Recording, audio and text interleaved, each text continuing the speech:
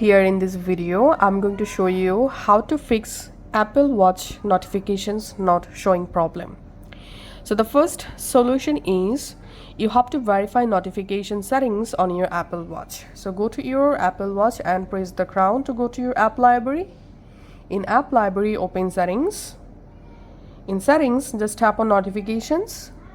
Here, enable notifications indicator. Also enable show summary when locked option.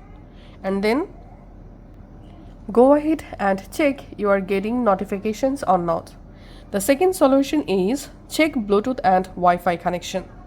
Open the Apple Watch on your iPhone, select My Watch and open notifications.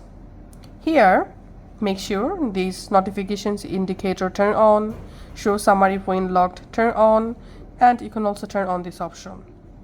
And now in this app list, you can just go ahead and tap on the specific app you are not getting notifications from. Let's open the Mail app, for example, and here you can just switch between Mirror My iPhone and Custom. After few seconds, go ahead and check the notifications showing or not.